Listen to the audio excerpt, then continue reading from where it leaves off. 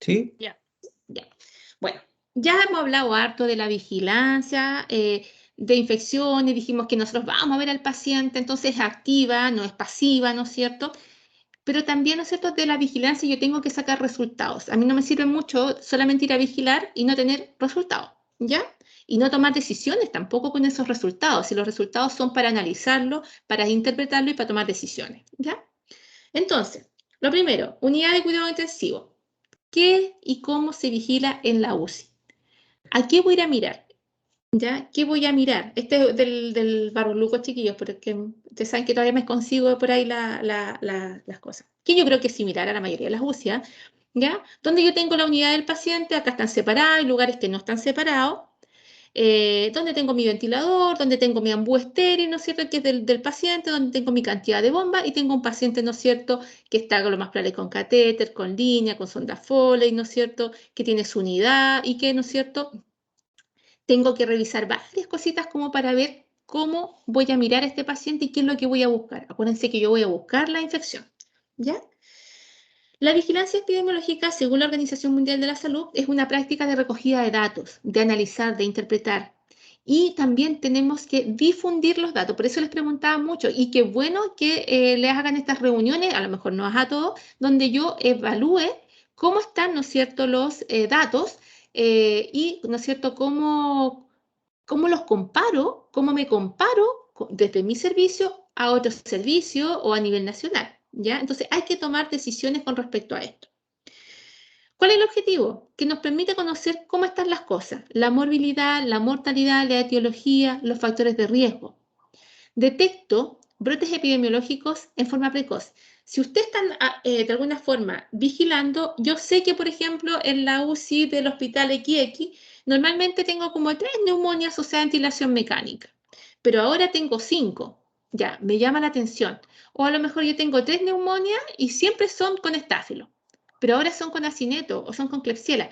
Esas cosas son las que nos llaman la atención y nos dicen, oh, algo está pasando, está aumentando estos microorganismos, está aumentando esta infección, entonces nos ayuda a detectar precozmente si existe un brote o no.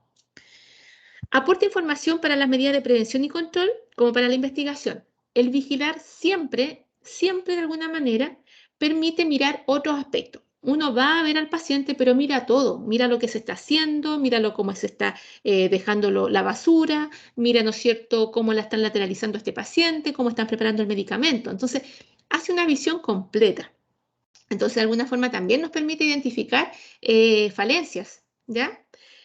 También, ¿no es cierto?, es importante porque nos ayuda a evaluar el impacto de las intervenciones. Si yo, por ejemplo, como ustedes dicen, tengo una tasa elevada, me puse las pilas, hicimos un programa de intervención, pero si yo no vuelvo a medir nunca más, ¿cómo voy a saber si el programa de intervención logró su objetivo? Yo necesito que el resultado sea adecuado, o sea, que mi tasa vaya bajando. Si yo no vigilo, no puedo observar esto. Entonces, tengo que evaluar cómo está este programa de intervención. Además, tengo que aportar información para compararme con otros hospitales. Acuérdense que normalmente todos los hospitales públicos tienen que mandar mensualmente sus tasas al Ministerio de Salud y él hace, ¿no es cierto?, un consolidado y después nos da el estándar a compararnos. ¿Ya? Entonces, nos permite, ¿no es cierto?, prevenir, tomar decisiones, pero también son decisiones que son fundamentadas, tienen un fundamento y además son, ¿no es cierto?, responsables. ¿Cuáles son los pasos de la vigilancia que uno hace? Generalmente uno empieza a vigilar, recoge datos. Los datos los puedo sacar de diferentes partes. Después yo analizo los datos, interpreto y los comunico. Y ahí es cuando se va este informe que ustedes reciben, donde, ¿no es cierto?, se les dice, esta es la tasa de este mes, compárela con el mes anterior, compárela con el estándar ministerial y se le manda esa información tanto a los coordinadores, que ellos deben bajar, ¿no es cierto?, la información, y también a los directores de servicio y también, ¿no es cierto?, a la dirección del hospital, además del ministerio, ¿ya? ¿Para qué? Para que después, ¿no es cierto?, podamos evaluar. O sea, yo no saco nada con tener una tasa alta si no hago nada, ¿ya? Si yo tengo una tasa alta, tiene que ir un programa de intervención. Si yo tengo una tasa normal, es decir, estoy dentro de lo que me dice el ministerio, yo tengo que estar con un programa de prevención, ¿ya? Siempre tiene que hacerse algo. ¿Por qué? Acuérdense, porque si vienen a auditar o si viene o si hay algún juicio, alguna demanda, siempre se están haciendo actividades para prevenir, ¿ya? Entonces, si hay una tasa alta, tengo que intervenir. Si hay una tasa normal y me mantengo los límites, tengo que tener un programa de intervención, ¿ya? Que es continuo, ese se mantiene en forma permanente. Bueno, dijimos que definíamos los derechos, recolectábamos datos y consolidábamos. Dijimos que aquí en nuestro país la vigilancia es selectiva. No, la enfermera, acuérdense que está con 250 pacientes. No va a ir a ver a todos los pacientes, va a ir a ver a algunos pacientes que tienen factores de riesgo. Por eso es selectiva. Y activa porque va a ir al del paciente. ¿Ya? Esa es la vigilancia de nuestro país, selectiva y activa. Por eso ustedes ven, ¿no es cierto?, a la enfermera pasando y revisando fichas, mirando por allá, por acá, ¿no es cierto? Porque uno tiene que ir a buscar la infección. Obviamente uno podría partir en hospitales chicos, muchas veces se hace donde yo puedo hacer una revisión de toda la ficha clínica. Pucha, me voy a demorar una eternidad. Voy a ir a ver a todos los pacientes con alto riesgo y a todos los cultivos positivos. O sea, me vuelvo loca, sí, es demasiado.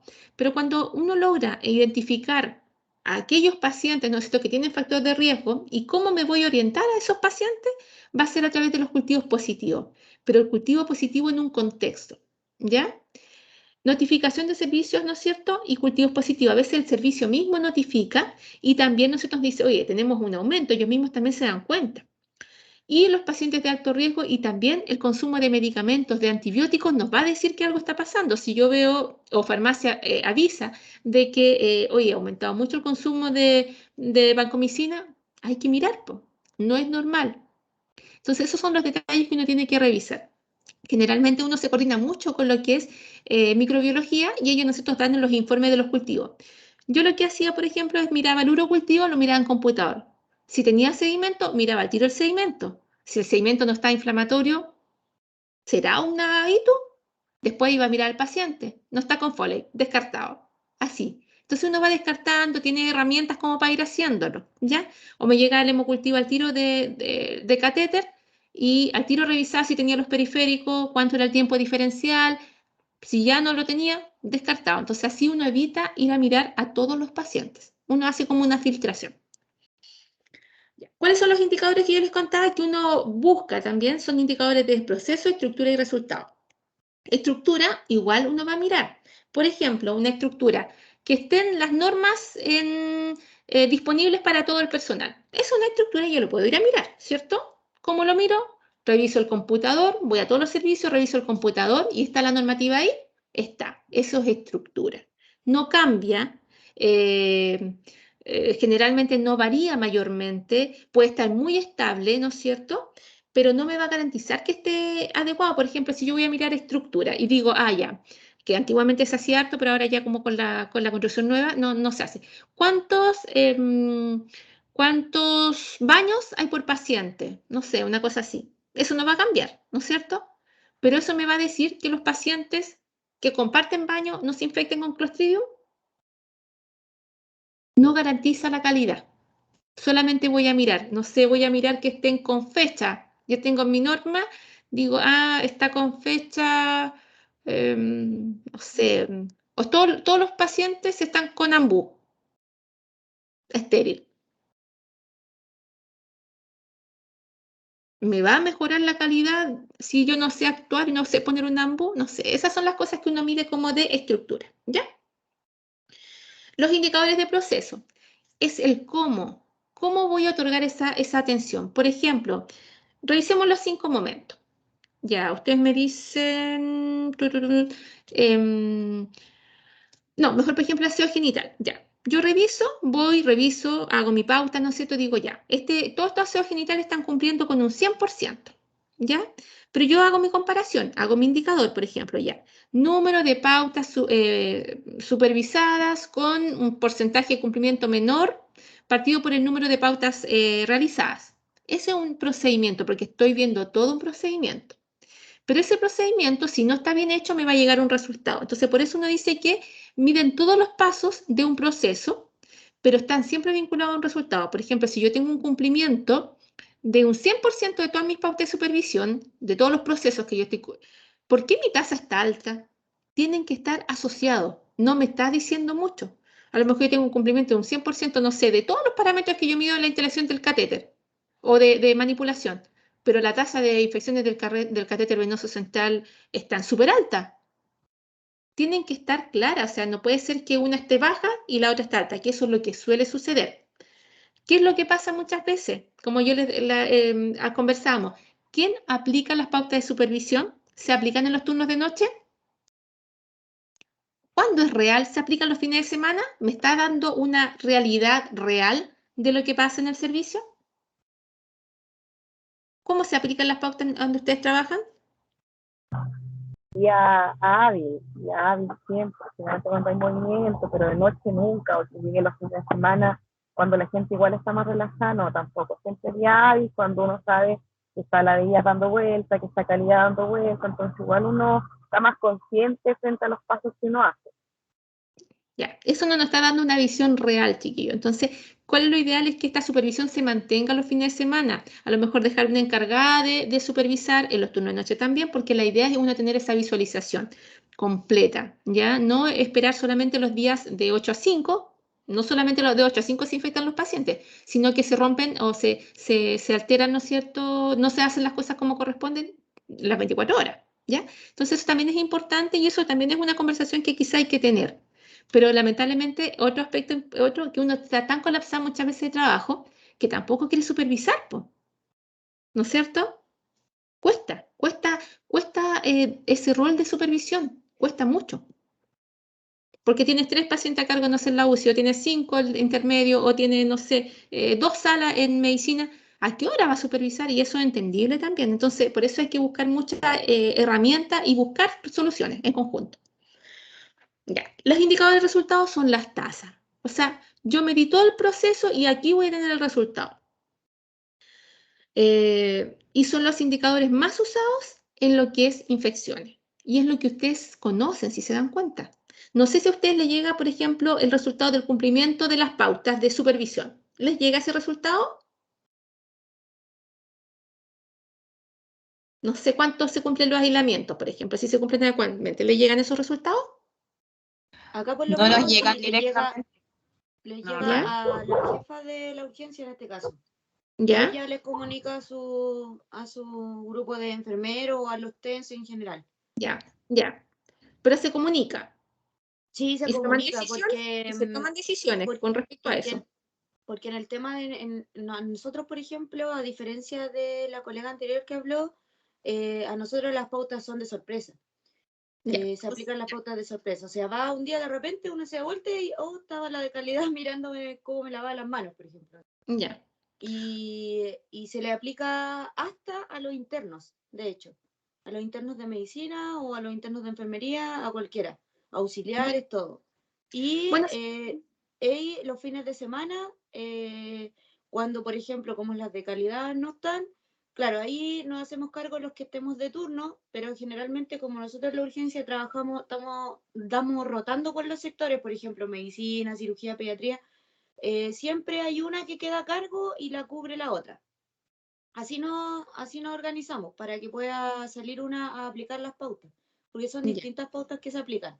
La fecha sí está estipulada, pero eso solamente lo sabe la jefa del servicio y las que van a aplicar la pauta ese día, fin de semana. Pero ya. no se le avisa a nadie más. Y como le digo, los resultados después sí se avisan porque la jefa dice, o sea, pasó esto, bajamos en esto, o estamos bien en esto, pero hay que mejorar en tal cosa. Eso se ve generalmente en reuniones que se hacen después. Ya, en las reuniones, claro. Bueno, pero como te das cuenta, ¿no es cierto? En sí, las pautas actualmente, por calidad, uno debería avisarlas, ¿ah? Deberían conocerlas y debería avisar previamente. De alguna forma, igual se considera que este aviso y esta supervisión siempre cambia la actitud y mejora la forma de hacer las cosas. Eso ya está estudiado, ¿no es cierto? Que de alguna forma, ¿no es cierto? El supervisar siempre va a mejorar lo que estamos haciendo. Pero normalmente, actualmente se avisan cuando uno va a pasar visita, ¿ya? Por lo menos en calidad, eso está más que estipulado. Sí, o sea, las fechas se saben, Ya. las ¿Pero fechas se qué van a saben, supervisar? ¿Eso es lo que no se pero sabe? no, o sea, está por ejemplo, no sé, el sábado nos tocaba poner lo que era lavado de manos y a los auxiliares lo que era la preparación del cloro y Ya. la solución para limpiar. Pero lo que no se sabe es la hora en la que se van a aplicar las pautas. Ya, pero uno debe, ya, lo que tienen que avisar es el día en realidad, así como la hora Claro, exacta. Ya, sí, Claro, está sí, bien. sí, se avisa, por ejemplo, el día, pero por ejemplo, a nosotros solamente, se avisa, por ejemplo, a nosotros solamente, como vamos a estar nosotros de turno, enfermera, y nos va a tocar a nosotros aplicar, a una de nosotros solamente, dice ella, se aplican de 11 a 12 de la mañana, por ejemplo. Ya, Entonces ya. nosotros sabemos eso, pero el resto del equipo no. Ah, el resto no sabe qué le están aplicando a ustedes. No, por ejemplo, no sé, ya, el sábado se aplicaron. Me dijo la jefa, oye, el sábado hay que aplicar de 11 a 12 las pautas de calidad. Están las pautas listas, el lavado de manos, hay que ver a los internos y hay que ver a los auxiliares. Y yo, Ya, ya, ¿de qué hora es? No, de 11 a 12. Entonces ya. uno de 11 a 12 toma la pauta y sale a evaluar. Pero, Pero, por ejemplo, al resto del equipo no se le informa que a esa hora vamos a aplicar las pautas. ya, pero ellos deberían estar preparados todo el día de la aplicación de... Exacto, Ya, ya. exacto, porque ellos saben que ese día se van a aplicar. Claro. Eso es lo ideal, o sea, que uno debe avisar y que las pautas sean conocidas. ¿Ah? Eso es como lo ideal actualmente en calidad. ¿Ya? Ujú. Cuando hablamos de tasa, la tasa nos va a decir el riesgo de que el paciente se infecte. ¿Ya? Eso es lo que nos está diciendo. La tasa es el riesgo. Por ejemplo, yo tengo dos tasas que son como las más frecuentes que utilizamos en infecciones, que es la tasa de incidencia acumulada, que es de un evento específico. ¿Cuándo la uso? Cuando es una cirugía, un parto, cosas que son específicas. ¿Ya? Por ejemplo, ¿y cómo se arma? Es que el número de infecciones nuevas en la población expuesta susceptible en un periodo y lugar determinado partido por el número que fueron expuestos a este evento, ¿ya? Y generalmente se multiplica por 100. Ahí les puse un ejemplo, por ejemplo, el número de infecciones de día por colecistectomía laparoscópica en el hospital de Iquique en abril, partido por el número de colecistectomías que se hicieron. ¿Ya? Entonces, eso me mide el riesgo. Por ejemplo, y eso se multiplica por 100. Aquí dice que el riesgo, ¿no es cierto?, o la infección, por ejemplo, por cada 100 pacientes o cada 100 pacientes que se hicieron colecistectomía, 5 de ellos se infectan. Ese es mi riesgo. ¿Ya? Si me hubiera salido 5 mi tasa. La que ustedes conocen y la que se utiliza principalmente en los servicios de hospitalizado, las de cirugía son como específicas de la parte quirúrgica, son las tasas de incidencia o densidad de la incidencia, donde yo necesito un denominador que son la cantidad de días que se usa en el servicio algo. Por ejemplo, la cantidad de días que los pacientes tuvieron con ITU, hayan o no presentado infección. Yo mido todos los pacientes que están con ITU y saco una cantidad de días, ¿ya? Perdón, con sonda Foley, no con ITU. Y saco una cantidad de días. Lo mismo, mido todos los días de ventilación mecánica de todos los pacientes que están hospitalizados en el servicio y ese es mi denominador, es el tiempo de exposición. Entonces acá, ¿no es cierto? Es un evento que se mantiene en el tiempo, no es un elemento aislado como en la anterior. Por ejemplo, número de infecciones del torrente sanguíneo asociados al catéter venoso central en el servicio de medicina, en el mes tanto y en el año tanto, partido por el número de días de uso de catéter venoso central en medicina de todos los pacientes en el hospital XX en el mismo mes. Y esto se multiplica por 1000. ¿Qué nos dice la tasa? Que por cada 1000 días de uso de catéter venoso central, por ejemplo, si mi tasa fuera de 7, se producen 7 infecciones. Entonces, todos los pacientes van a tener ese riesgo de infectarse. Por cada 1000 días de uso, hay 7 que se enferman, hay 7 que se infectan. ¿Ya? Eso es lo que nos dice una tasa. ¿Ya? Hay dos tasas que son las que más utilizamos, pero recordar que es un proceso el que viene mal. Esto nos está dando solamente un resultado. ¿Cuáles son los indicadores que vamos a utilizar nosotros en la UCI? Infecciones del torrente sanguíneo asociadas a catéter urinario, infecciones del torrente urinario asociadas a catéter urinario permanente, infecciones del torrente sanguíneo asociado, catéter central, nutrición parenteral, hemodiálisis. Muchas veces en el catéter venoso central va incluido el SWAN, va incluido también la sonda marcapaso transitoria, por si acaso, ¿ya? No se considera como aparte. Neumonía asociada a ventilación mecánica, infección del sistema nervioso central asociada a válvulas derivativas, que nosotros sabemos, principalmente nosotros vemos los drenajes ventriculares externos, pero también pueden ser estas válvulas derivativas ventriculoperitoneales. Es más raro encontrarlo, pero también se deben notificar. El resto no las vamos a hablar porque son de todos los servicios. Vamos a hablar de la infección urinaria. Principalmente tenemos la infección urinaria que es asociada a esta catéter, es la infección más frecuente a pesar de todo lo que uno hace, que es la que más conoce. A uno cuando interroga a los estudiantes, la que más se saben, ponen todo. La bolsa bajo la vejiga, no pinzarla, cambiar la fijación, el aseo genital, pero sigue siendo la más frecuente, ¿ya? Entonces, igual uno ahí se da cuenta que siguen pasando cosas, o sea, siguen rompiéndose cosas de la norma, porque no sería la más frecuente. ¿Cuál es el principal factor de riesgo? El CUP. Y ahí hay que echar una miradita siempre. Los catéteres urinarios son necesarios, están bien indicados.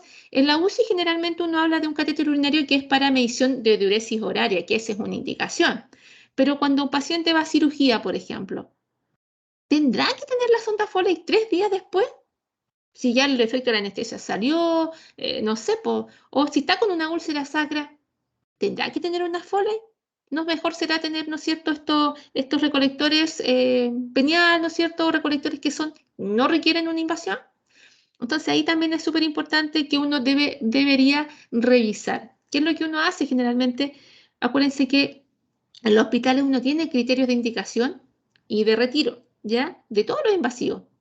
Entonces uno debería ir un día, una vez al año, una vez cada 6 meses, una vez cada 3 meses, ir y mirando todos los pacientes que están con Foley, ¿está correcta la indicación? Y ya tiene una tasa, ya tiene un proceso, no está bien indicado. Entonces, algo está pasando. Y también puede tomar decisiones con respecto a eso. ¿Ya? Bueno, ¿en qué se vigilan? Se vigilan, ¿no es cierto?, en los pacientes hospitalizados en la OPC, medicina, cirugía. La instalación, más de 24 horas. En el año 2019, que está en el último informe, se vigilaron alrededor de 9.500 CUF y el total de días de uso fue de 700.000 alrededor. 1.800 ITUs notificadas a nivel nacional. Sigue siendo la más frecuente Escherichia coli. Uno sabe por qué se produce la Escherichia coli, ¿eh? Uno ya sabemos, nosotros sabemos qué pasa, qué se está haciendo mal. ¿Qué se está haciendo mal si hay una Escherichia coli en vía urinaria? ¿Qué se está haciendo mal? ¿Qué supervisarían aquí? Aseo genital. Y sigue siendo la más frecuente. ¿Se nos olvida supervisar el aseo genital? La verdad. Estamos tan llenos de cosas, chiquillos, de repente, si es verdad. ¿Se nos olvida supervisarlo? Sí, yo creo que sí. Sí, pues. Y no necesariamente se hace bien. Si nos está diciendo, miren, esto es nacional, chiquillos, esto es lo que salió lo último. Sigue siendo la Escherichia coli el principal. ¿Cómo llega la Escherichia coli a la vía urinaria? Todos lo sabemos. Entonces, ¿qué es lo que está pasando? Supervisemos bien cómo se hace el aseo genital. Hay formas de hacer y que de repente se pasan a llevar, chicos. De repente, ¿qué es lo que pasa? Que uno ve que al paciente, especialmente cuando se hace aseo en cama, ¿se le pone la chata cuando se hace el aseo genital? A veces no. ¿Y qué me dice a mí la norma de aseo genital? Que debe escurrir el agua. Si yo le hago el aseo en seco, ¿cuándo escurre el agua a nivel genital? Por ejemplo, un ejemplo nomás. Entonces, hay cositas que ir mirando, hay que ir observando, ¿no es cierto? Más el pañal, cuando están con pañal y con sonda Foley. También, pues, que hay que estarlo revisando en forma continua. Entonces, hay hartas cosas que ir revisando cuando uno va a mirar a este paciente que está con sonda Foley, ¿ya? Porque ya no está diciendo algo, solamente esta información. Pero además, ¿no es cierto?, están las Klebsiella, están las Pseudomonas, está Enterococcus fecalis, que también ya está bastante parte de nuestra, ¿no es cierto?, flora y fauna hospitalaria, ¿ya? Y está la famosa Cándida, ¿ya? ¿Por dónde llegan los microorganismos a la sonda Foley? ¿Por dónde llegan, no es cierto? No a la sonda Foley, a vejiga, ¿no es cierto? Principalmente hay dos opciones. Una que sea por dentro del lumen, que principalmente es en la instalación de la sonda o que la bolsa recolectora no la tenga y la haya subido, entonces hay un ascenso y también los famosos biofilms. ¿Lo han escuchado los biofilms? ¿Lo han escuchado en alguna instancia? Sí, ¿Qué escucho del biofilms? el biofilm es como como esta capa que se forma cuando los dispositivos se utilizan durante un tiempo prolongado. Exactamente. Y no solamente lo encontramos en la sonda Foley, po. Encontramos, la Cándida es muy buena para hacer biofilms en la sonda Foley. La encontramos en los tubos endotraqueales, lo encontramos, ¿no es cierto?, en las heridas, cuando no cicatrizan, también está ahí. Lo encontramos, ¿no es cierto?, también en lo que es los catéteres venosos, Entonces, siempre están entonces, de alguna forma, esta mantención muchas veces de los invasivos por más tiempo tiende, ¿no es cierto?, a que las bacterias formen estas capas y donde de alguna manera hacen como un reservorio, ¿ya? Pero también puede meterse de forma extraluminal, que es mucho más frecuente, ¿no es cierto?, que principalmente ya es por ascenso de la zona periuretral, que va por fuera ¿no es cierto?, de este catéter. Estos son los que nos dice el ministerio. ¿Cuándo es ITU y cuándo no? ¿Ya? Así yo voy con este conocimiento, chiquillos, voy a mirar al paciente y busco. ¿Qué me dice? Que para que yo considere este paciente, tiene que tener un catéter urinario con más de 2 días de uso. Lo primero, ¿ya? Cuando empezaron los síntomas. Eso es lo primero que tengo que revisar. Si tiene menos, ya, no es. Si llevaba, no sé, varios días se lo habían sacado y está con síntomas, tampoco es, ¿ya? Entonces, ahí hay que revisar. Después yo tengo que mirar criterios. Estos son súper largos, pero por eso no quiero ahondar tanto porque eso lo pueden leer en el informe, ¿no? ¿Ya? Pero, por ejemplo, yo busco toda la sintomatología común y corriente, que es lo que ustedes saben, la fiebre, la poliaquiuria, el tenesmo. Sabemos que la poliaquiuria no la vamos a ver con pacientes con fólico, el tenesmo tampoco, está con fólico, ¿ya? Entonces, busco los otros, la fiebre, la orina, ¿no es cierto?, la disuria, que hay cambios, ¿no es cierto?, en el paciente, delirio en pacientes adultos mayores. Pero además yo tengo que corroborarlo con un examen, con un sedimento de orina que tenga características inflamatorias. ¿Qué quiere decir esto? Que tenga leucocitos altos, que tenga presencia de placas de Pugh y que tenga piocitos. Si no cumple esto, podríamos decir que ya no está inflamatorio, a lo mejor es otra la sintomatología o puede estar pasando otra cosa. Pero además me pide, para que yo cumpla mi criterio, que tenga un urocultivo. Acuérdense siempre de tomar urocultivo con sedimento, ¿ya? Porque de alguna forma nos permite evaluar. ¿Qué quiere decir esto? Que este cultivo de orina no tiene más de 2 microorganismos, porque si no sería polimicrobiano, ¿ya? Y en estos microorganismos tiene más de 100.000 unidades formadoras de colonia. ¿Ya? Pero ¿qué pasa cuando ustedes no le tomaron sedimento? A ver, no sé, cambiaron Foley y de repente el médico, ya, tomémosle un urocultivo por si acá. Y el urocultivo le salió con microorganismos. Pero el paciente no tiene síntomas. ¿Qué está pasando ahí? Y está más de 100 unidades formadoras de colonia en el urocultivo. ¿Es ITU-CUP o no? ¿Qué será? Puede ¿Han ser una escuchado? Sí, dígame. bacteriuria asintomática. Exactamente. Que de repente eso también se hace, no sé si le ha pasado, se notifican como infecciones urinarias asociadas al catéter y no son infecciones, esas no se tratan. ¿Ya? Profe, ¿Sí? se ve más en los pacientes usuarios de sonda Foley. Pero también lo puedes ver en pacientes que llevan harto tiempo en la UCI. También Ya. los puedes ver. Son pacientes, Ya. por ejemplo, estos pacientes que se quedan pegados muchas veces. Claro. Hay pacientes que están años en UCI, años, porque acuérdense que no hay lugares muchos donde dejar a un paciente con ventilación mecánica que le requiera. ¿Ya? En Santiago hay lugares específicos, están los COIWES, por ejemplo. Pero acá en Talca, por ejemplo, no hay lugares donde llevar a estos pacientes que uno de repente los llama a los pacientes como más reservorios, porque en realidad, si no los puedes sacar de ventilación mecánica, se quedan, po. Cuando los logra sacar, se pueden ir a su casa con la traqueostomía, con la gastrostomía, ¿no es cierto? Pero cuando están conexiones, pueden estar mucho tiempo, ¿ya? Entonces, aquí generalmente están estas bacteriuras asintomáticas. Creo que las tengo un poquito, me pasé, parece. Ah, no. Podemos llegar a eso y después volvemos a las técnicas. Aquí está. ¿Cuándo yo diferencio una bacteriuria versus una ITU? Las bacteriurias no se tratan, pero sí puedo encontrar estos microorganismos, mayor de 10 elevado a 5 de unidades formadoras de colonia, ¿no es cierto? Y no tiene síntomas de ITU. Pero también considerar que cuando el catéter urinario lleva más de 15 días, estas bacteriurias o este cultivo que me salió, lo más probable es que sea secundario a este biofilms que hablábamos recién. ¿Y cuál es la importancia de esto? Que el paciente que tiene una bacteriuria asintomática es bastante bajo el riesgo de que tenga una ITU, menor de un 25%. Entonces no hay que tratarla, pero hay que saber diferenciarla. Si el paciente no tiene síntomas que me están diciendo como criterios de notificación, yo debería considerarlo como una bacteriuria asintomática. ¿Ya? Como yo les digo, ustedes tienen pacientes más de 15 días en la UCI con sonda Foley. Ahí ya esta bacteriuria podría ser secundaria a un biofilm, pero no es probable que me produzca, ¿no es cierto?, una ITU. ¿Cuál es lo ideal? Y lo que pasa ahí, ojalá en estos casos, si quieren volver a tomar y corroborar, cambien Foley. Saquen la Foley que tiene, le colocan otra nueva y en esa nueva le toman el cultivo y el citoquímico. ¿Ya? Eso se recomienda en pacientes que ya más de 15 días de sonda Foley por el biofilm, porque ya están colonizadas.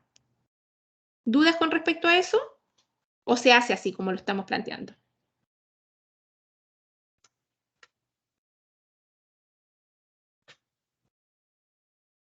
¿Sí? Las medidas que están comprobadas, chiquillos, que sirven para infecciones del torrente sanguíneo, del torrente urinario, perdón.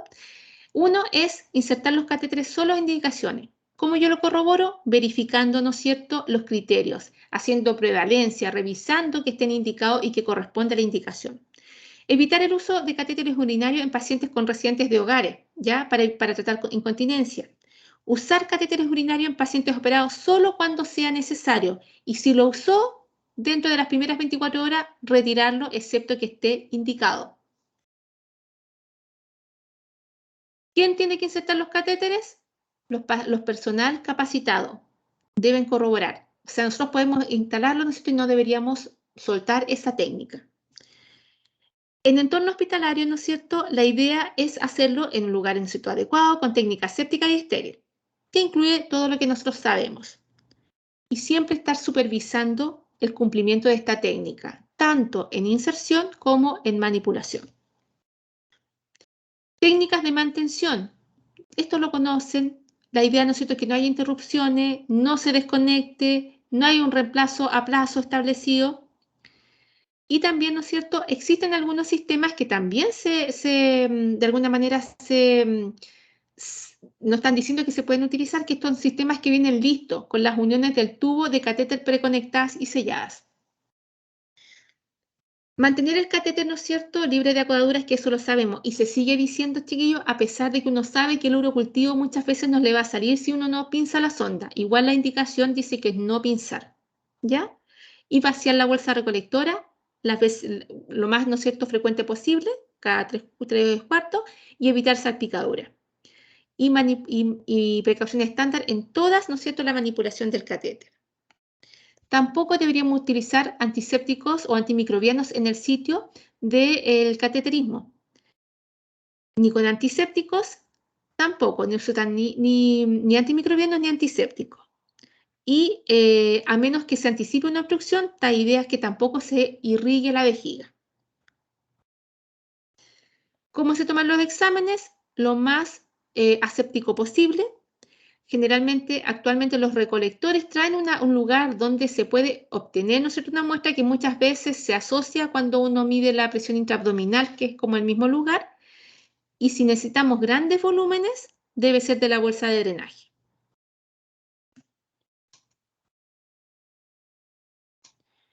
Les dejo la bibliografía de ITUCUP y nos vamos a descansar. Chiquillos, una consulta, nos queda poquito. ¿Cómo miden la presión intraabdominal en los lugares donde están? Si les ha tocado, algunos obviamente que no les ha tocado la parte intensiva. ¿Cómo están midiendo la presión intraabdominal si es que se los piden para no contaminar? Porque también es una cosa que no se ha estudiado mucho cuando uno mide la presión intraabdominal, el meter, ¿no es cierto?, suero a la vejiga, ¿ya? ¿Cómo la miden? ¿Les ha tocado medir?